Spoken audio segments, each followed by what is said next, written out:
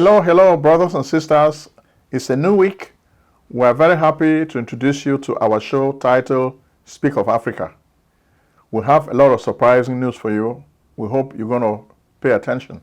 But before we begin, let us say thank you to all our subscribers. Let us say thank you to all our viewers.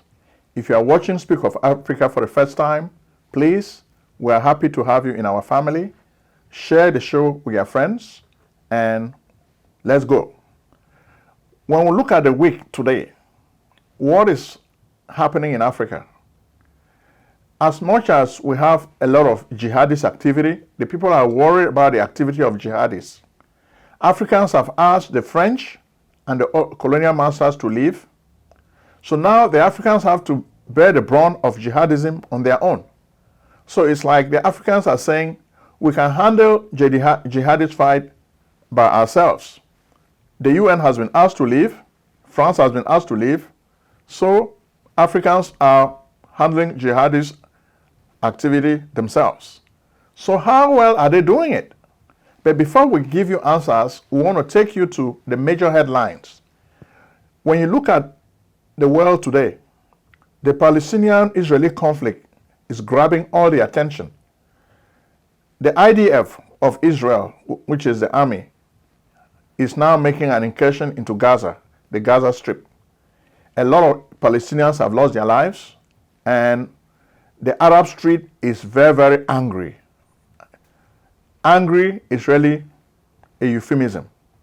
Frankly, the Arabs are really mad. They are mad as hell when they look at the number of Palestinians who are dying every day as a result of the Israeli strikes.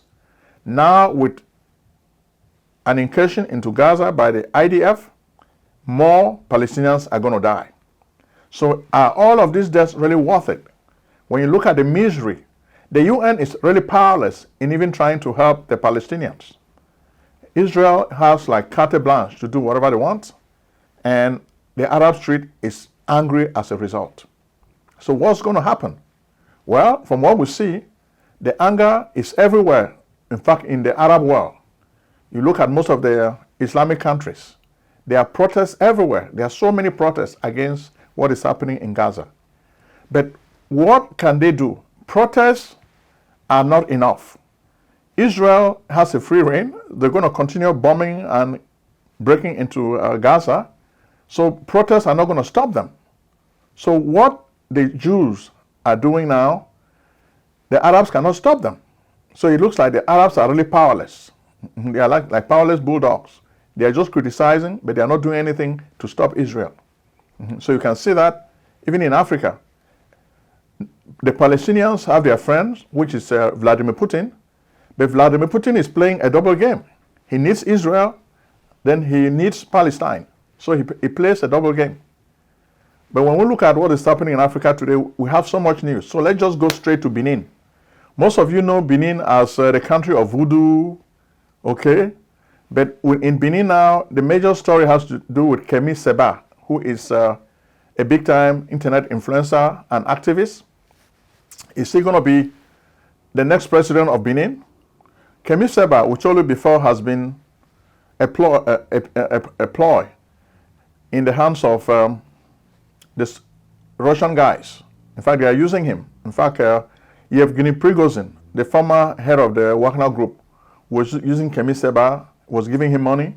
He was financing his activities against the West. But what is really happening? Recently, we understand that Kemi Seba met with General Tiani of Niger, the guy who has just taken power in Niger. So what are they really arranging? Are they arranging for Kemi Seba to take over power in that country? It remains to be seen. Then we take you now to Burkina Faso. We've been talking about Burkina Faso a lot.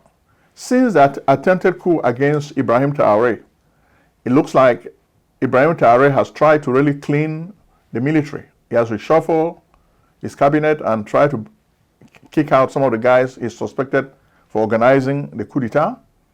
So what is happening? Well, it looks like by the end of the month, the people really want to do an accounting. What has Ibrahim Traoré really done for the country? Apart from some of the cosmetic changes they see, has he made any progress? The jihadist activity continues in the country, and the people are worried. But it looks like Ibrahim Traore does not want the people to hold him accountable. So there's a pushback. He's been telling them, hey, don't criticize me yet. Well, the people feel that, well, in a democracy, you can criticize the government. But Ibrahim Traore is telling them, oh no, don't criticize me. Let me just be doing what I'm doing, okay? The people don't just want to give him a free rein, but the jihadist activity continue in the country. We've been saying that militarization is not really going to succeed because our people need to dialogue with the people they call jihadists. These are their brothers and sisters. They need to dialogue, then come to an agreement. Just dismissing them as jihadists, getting weapons from the West to fight them, is not an answer. But it looks like whatever I'm saying is falling on deaf ears. Nobody's listening. But I keep talking. Then we'll take you now to Cameroon. Cameroon is another example where we have a country too where an octogenarian, Paul Biya, is still in power after so many years, over 40 years. And it is a country that is really falling apart. This week, we saw the Prime Minister present a program to clean up the damaged roads and the garbage, because you have dustbins everywhere, ash heaps everywhere, no cleaning. Is this a country that will emerge in 2035? We don't think so. But we'll keep watching. The big news also is Francis Ngannou boxing Tyson Fury. He lost, and a lot of people are really happy that he lost because they don't think they like Francis Ngannou that much. So it's really sad, and we say we just have to laugh at what is happening. Then the Ghost Days. Monday is Ghost Day in Ambazonia. It continues. They keep hosting those days, and it looks like the people are looking for ways to finance the revolution. They talk about liberation tax. They are trying to levy this tax on people. Is this popular? You tell me. You are on the ground. Send us videos. Call us and comment. We don't know what is happening. Is this correct? Do you want the liberation tax to continue? Is it justified for the people of Ambazonia to pay a liberation tax? This is what you have to tell us. Tell us what you think, okay? From Cameroon now, we'll take you to Congo DRC. Congo DRC is also planning elections, but insecurity remains in the east. The area of North Kivu, Beni, a lot of people, over 20 people were killed, and the people are really complaining. Even the East African Peace Force, the people of Congo want this force to leave because they think the force is really ineffective. Even with the presence of this force, a lot of rebel groups are still operating with impunity. For so long, we've been talking a lot about the M23, but we also have to remind you that there's the ADF, which is an Islamic rebel group in Congo DRC. They are also operating in the eastern part of the country. This week, they hit a lot of the areas around Beni very hard, and they kill a lot of people. So what is Tshisekedi's government doing to stem the tide of this activity? What is this government doing? That's a question a lot of inquiring minds want us to address. The killing continues, and the people are really mad when they see what is really happening. Next, we take you to Ghana. Nana Akufo-Addo just welcomed an official from the EU, the European Union. The official promised a lot of weapons to fight jihadists. As you can understand, after the collapse of the regime of Muammar Gaddafi in Libya, this opened the floodgates for a lot of weapons to start getting into the black market. So the world in that area was awash with so many weapons. And most of these weapons made their way into that Sahel area. When you look at Burkina Faso, Mali, Guinea, Sudan, a lot of those, Chad, those weapons made their way. And this is why the jihadist activity became more pronounced after the death of Gaddafi, okay? Because the weapons now are readily available in the black market. The people are using them. When people don't have weapons, they don't really fight that much, but now they have the weapons. So Ghana now, under Nana Akufo-Addo, has received these weapons from the EU. They're going to try to use these weapons to fight jihadists. Because most of the jihadists that are in Burkina Faso, when they leave Burkina Faso, they come to Ghana. Because you can look at the borders. the countries are very close by. So whatever is happening in Burkina Faso affects Ghana. So how is the government of Nana Akufo-Addo going to handle this fight? We've been saying good governance, term limits. This is what will really help our people. When we keep saying we're fighting jihadists, we're fighting the wrong fight. Because jihadists are there for a reason. Most of these jihadists have local support. Because they have local support, it becomes not just a group of people fighting, it becomes an idea. You cannot really fight an idea or an ideal and win. The ideology remains. Even when you kill some of those fighters, you've not really eradicated the idea. It's the same thing we're saying with the Palestinian conflict. You cannot eradicate Hamas because Hamas is an idea, it's a concept, it's an ideology. You can kill the people, but the ideology remains in the minds of the people who are going to be born. The newborn are going to have this new ideology.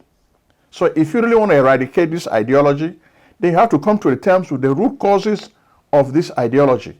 What is creating the issue with jihadists in the Sahel region? What is the root cause? Once you start handling the root causes, then you are ready now to really stem the tide of jihadist activity. Some of the root causes are political. The people want freedom. Some of the root causes are economic. The people are poor and they want a better life and they want the resources of the country to be distributed equitably. They don't want the rich and the politicians to monopolize these resources.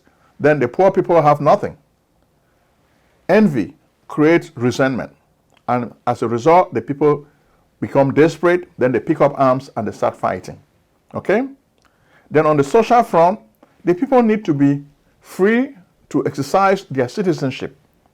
But when you don't let them be free, then you make them now to want to carry weapons and fight. And that's what is happening. Then what about Ivory Coast? Ivory Coast is also part of this Sahel belt. So most of what is happening in Burkina Faso also affects Ivory Coast. It's Ouattara, Dramane Ouattara, is a French puppet. He's been thinking that France is going to save him from jihadist activity. But things have not happened that way. Ivory Coast, as a country, is fighting jihadist activity every day. And we don't think France would be able to help them. So we need to tell Ivory Coast to come up with a better strategy to fight the jihadists, okay? Don't rely on France. Rely on yourself. Sit down with their people and discuss, and this will solve the problem. What about Mali? Tired of waiting in long lines at the emergency room or your doctor's office? You should be. Why wait in long lines for care? It's time for you to come to Lucille Urgent Care. Real care, no waiting. Lucille Urgent Care, the best place for true and loving care. Service at Lucille Urgent Care is convenient, fast, time efficient, affordable, accessible, transparent, and cost effective. Real treatment is your right. Indeed, it's not just a privilege or pejorative. Skip the emergency room's long lines, kiss the ER goodbye, say farewell to your old doctor's office, pay less, save time, enjoy the excitement of convenience, receive immediate treatment, get the healthcare you need quickly and affordably.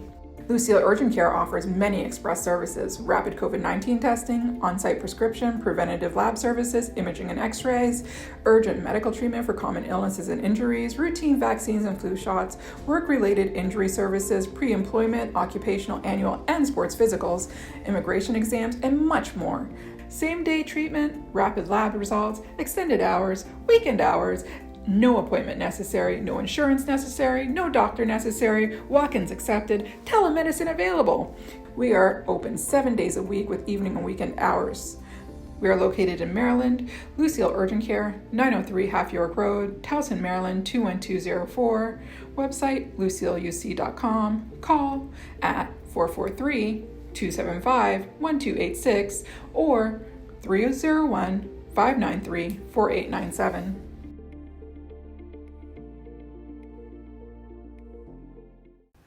Yeah, MINUSMA, under the aegis of the UN, has been asked to leave. They have been ineffective in solving the problem of jihadist activity in Mali. So as we speak to you now, there has been an uptick in jihadist activity in Mali. The government of Assimi Goïta has not really done a good job to stem the tide of these jihadists. They are trying, but a military solution is not going to work.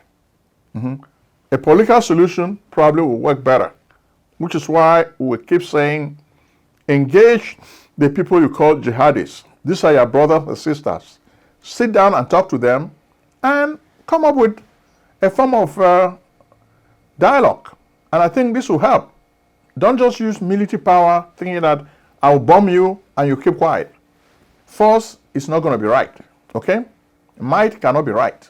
But if you have that philosophy that might is right, that's why we have a lot of killings going on in Africa, okay? Then what about Kenya? Well, in Kenya, we hear that King Charles of England wants to visit. But the people are asking for reparations. Those who remember the colonial days, Britain did a lot of wrong to Kenya. And the people want King Charles to pay for reparations, all the evil the British did in Kenya. You've heard of the Mau Mau, the local uprising against the colonial forces of Britain. But Britain killed a lot of Kenyans in the process. Before they became free, we remember big guys like Dedan Kimathi, freedom fighters, Jomo Kenyatta, and others. They paid dearly. Their people paid dearly, okay? So the people now do not really welcome this visit by King Charles of Britain. So they want him to pay reparations. Are they going to get these reparations? That's what you guys want us to tell you. So we keep this. Next, we move to Niger. Niger had a coup d'etat back in, I think, July, and the military junta under General Tiani is still in power. They've been having issues with ECOWAS. France initially was thinking that they could really intervene militarily in Niger, but because the members of ECOWAS do not have the stomach to intervene, France has really been forced to withdraw. France has withdrawn her troops from the country. They've withdrawn their ambassador. So Macron has really faced a moment of shame because all the tough talk, thinking that he could really reinstate Mohamed Bazoum as president, all those talks have failed. So it's really a disgrace that Macron has never been able to do much. In the colonial days, Macron could just send a few troops to Niger and they will reinstate Mohamed Bazoum. But the world has changed. Macron's hands are tied. He cannot just send forces to Niger to fight. The military junta is ready for a fight. So Macron doesn't know what to do. So it's really sad. Next, we take you to Nigeria. In Nigeria, we still have the issue of the high cost of living. The President Bola Tinubu, he's saying he's struggling to get things moving, but we don't think things are stable yet. The Naira keeps falling and life gets more and more expensive. But within this backdrop, the major story that we saw, which we want to draw your attention to, is the arrest of over 76 people because they were organizing a gay marriage. You should understand that the Nigerian law is against gay marriage. And much of Africa, if you look at a lot of African countries, they do not entertain gay marriages. In America, for example, the gays have all the rights, but in most African countries, they take a dim look when Africans are forced to embrace the gay way of life. Africans feel this is not an African way, and they don't accept it. So they have been fighting a lot of governments in the West who are trying to promote the gay way of life in Africa. So in Nigeria this week, you can see the guys who were trying to promote this gay marriage, and the government reacted swiftly and arrested them. You can see their rainbow colors, brilliant colors. Okay? Okay. So from Nigeria now, we'll take you to Senegal. This week, Macky Sall, the president of Senegal, was able to organize with an auction house to forestall the sale of the memorabilia and assets of Leopold Sédar Senghor, the first president of Senegal. Leopold Sédar Senghor fought for the French. He was a great poet. I read a lot of his works. Liberté. While he was the president of Senegal, he did a lot. He wrote a lot of books. He was a champion of negritude. But some of my professors, like Marcien Toa, they just felt like he was a hypocrite.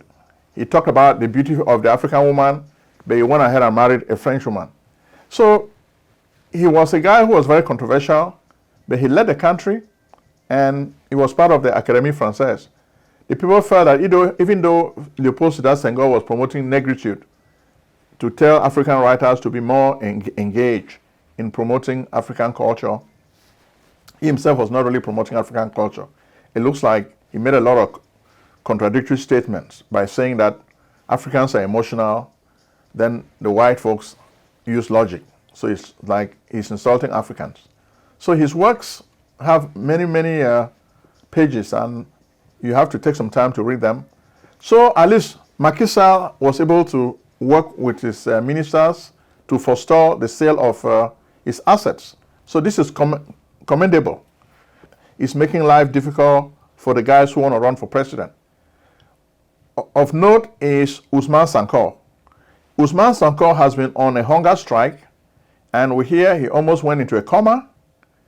So Macky Sall needs to listen to the people again, to allow the people who are running for president to campaign freely. So most of those candidates are saying that Macky Sall is not letting them campaign freely for president. So that is becoming a problem, and we say this should change. Next, we take it to Sudan. Do you need tax preparation services? We can help. Contact PJ Tax Service, America's only full-time income tax preparers. Like the good old doctor, we do not close our doors after April 15th. In fact, we stay open all year round in order to serve you. We are located at 11207A, Lockwood Drive, Silver Spring, Maryland, 20901. Make an appointment today with Prince Ojong, your tax expert. Call 240-350-1131 or visit us on the web at www.pjtaxservice.com. There's been a civil war raging in Sudan between two generals. These two generals have been fighting for power, and we've been talking to you about the fight going on over here.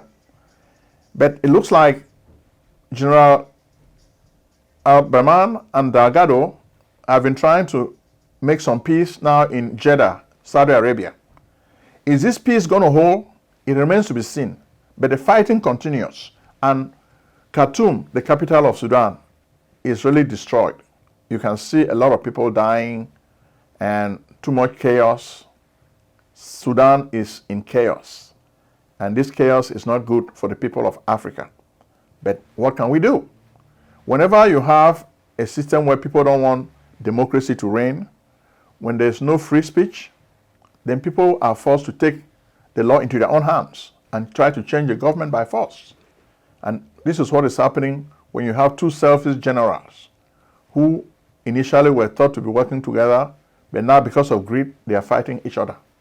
Is this not sad? We're going to end our show today by taking you to Togo. Togo is also feeling the impact of jihadists. We have a colonial regime of Faure Gnassingbé Eyadema, but he's also facing the pinch of jihadist activity, because all what is happening in some of these countries, Mali, Burkina Faso, they are reverberating in Togo. So Togo is feeling the pinch. So Faure Gnassingbé Eyadema has tried to reorganize his military so that they should not organize a coup against him. He has even tried to open up to the pushes, to work with them, to be conciliatory. But is this going to save him from a coup d'etat? Because we think Togo is one of those places where a coup d'etat is in the offing. Gnassingbé may play games, but a coup d'etat is in the offings. So sometimes when you look at these people organizing coup d'etats, are they revolutionaries or are they opportunists?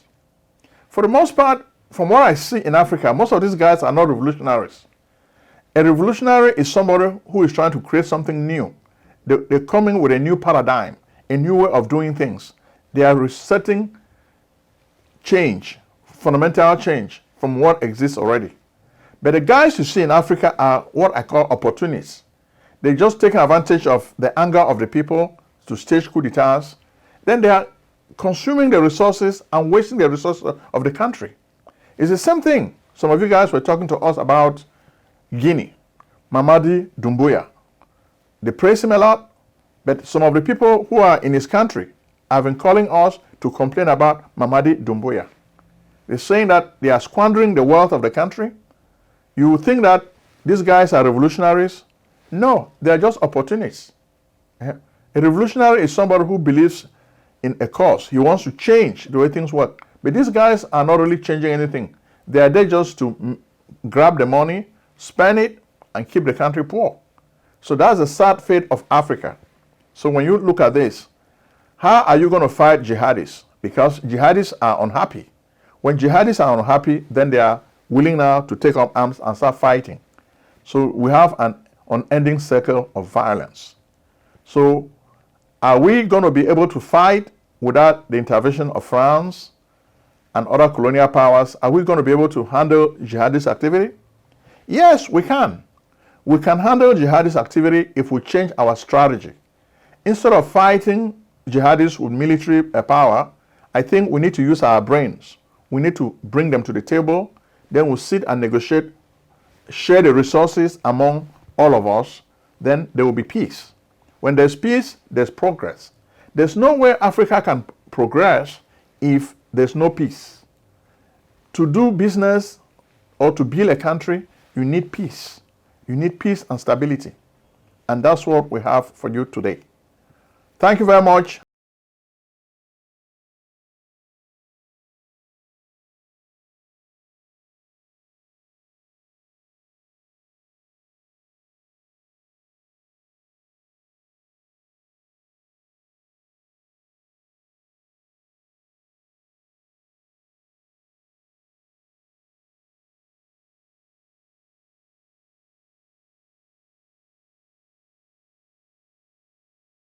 AlexiaHTC.com.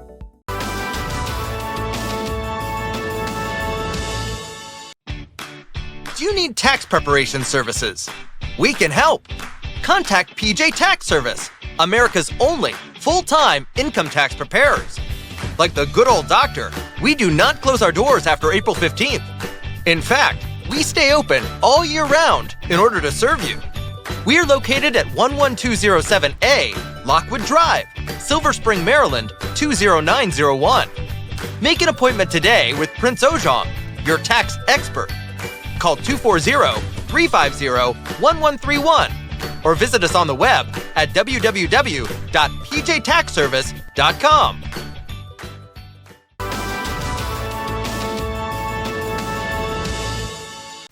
Selling a service or a product? Need buyers? Use the African Nation TV as a channel to reach many viewers. Act now and call Prince Ojong at 240-350-1131. That's 240-350-1131. Act today.